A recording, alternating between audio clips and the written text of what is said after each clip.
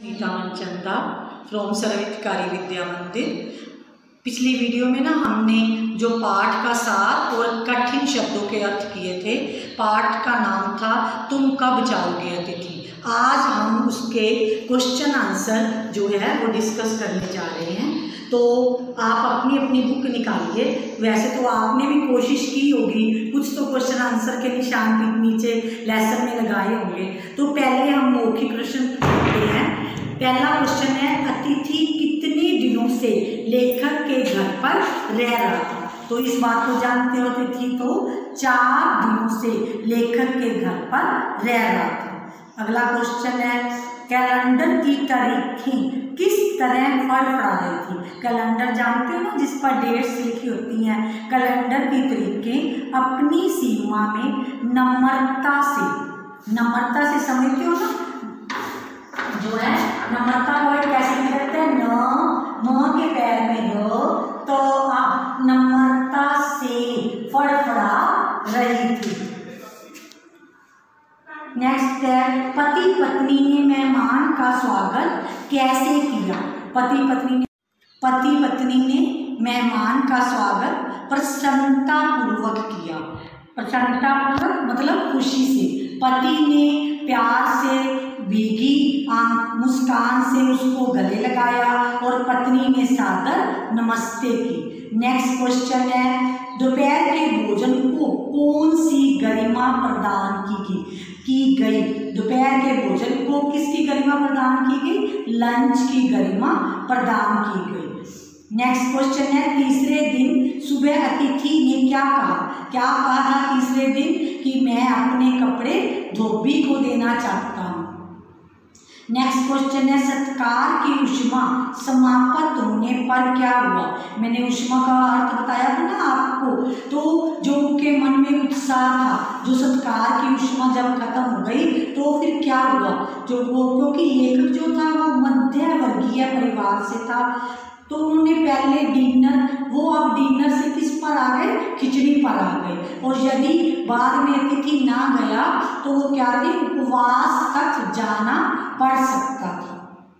अब तो पहले हमने मौखिक प्रश्न किए हैं। अब जो लिखित प्रश्न है ना, 25 से 30 शब्दों में, वो मैं करवाने जा रही हूँ और वो आप जो है अपने आप लिखोगे। पहला क्वेश्चन है, लेखक अतिथि को कैसी विदाई देना चाहता था। वर्ड आया था ना भावभीनी, जिसका मैंने अर्थ भी बताया था कि भावभीनी विदाई देना चाहता था। वो चाहता था कि अतिथि को छोड़ने के लिए कहाँ जाए, स्टेशन पर छोड़ने जाए और उसे बार बार क्या कहे, रुकने का आग्रह करे, किंतु वह रुके नहीं। नेक्स्ट क्वेश्चन है कि पाठ में आए निम्नलिखित कथनों की व्याख्या कीजिए। अंदर ही अंदर कहीं मेरा बटुआ कांप गया।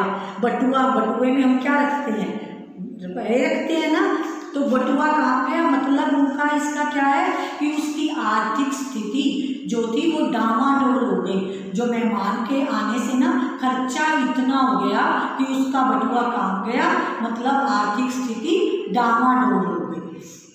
और नेक्स्ट है, व्याख्या कीजिए। अतिथि सदैव देवता नहीं होता, वह मानव हो, थोड़े अंशों में राक्षस भी हो सकता है। मतलब कि अतिथि जो है ना, अगर ज़्यादा दिन तक रुकता है, वैसे तो हम अतिथि को देवता मानते हैं, लेकिन अगर वो ज़्यादा दिन तक रुक जाए ना, तो अतिथि देवता नहीं रहता, वो किसका रूप धारण कर लेता है, राक्षस का रूप धारण कर लेता है। और हम क्या है, दुखी हो जाते हैं, हमारी आर्थिक स्थिति डामाडोल हो जाती है। इसलिए अतिथि को ज़्यादा दिन तक रुकना नहीं चाहिए। नेक्स्ट है, व्याख्या कीजिए। लोग दूसरों के गुण की स्वीटनेस को काटने ना दौड़े। मतलब हम अपने घर को क्या है, स्वीट होम कहते हैं, क्योंकि अब कहीं से भी हो जाए, आप चाहे बाहर गए हो, लेकिन हम कहते हैं ईस्ट और west, home is the best. तो अगर कोई मेहमान हमारे घर में ज़्यादा दिन आकर रुक जाता है तो वो हमारी स्वीटनेस जो है वो क्या है, खत्म हो जाती है। इसलिए मेहमान को ज़्यादा दिन तक रुकना नहीं चाहिए ताकि हमारी स्वीटनेस बनी रहे। नेक्स्ट है, मेरी सहनशीलता की अंतिम सुबह होगी।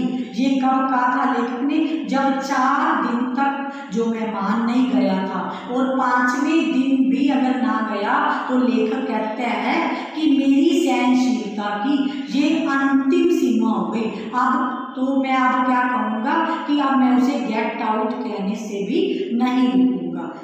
ठीक है। और एक है आगे, एक देवता और एक मनुष्य अधिक देर तक साथ नहीं रह सकते। क्या मतलब कि देवता जो अतिथि है वो तो देवता जो कुछ समय तक ठहरते हैं और फिर वो चले जाते हैं दर्शन देकर, और अतिथि कुछ समय के लिए तो देवता होते हैं, ज्यादा दिन ठहरने पर मनुष्य के लिए वो भारी पड़ने लगते हैं। तब किसी भी तरह अतिथि को जाना ही पड़ता है, अर्थात अतिथि और देवता जो है वो इकट्ठे नहीं रह सकते।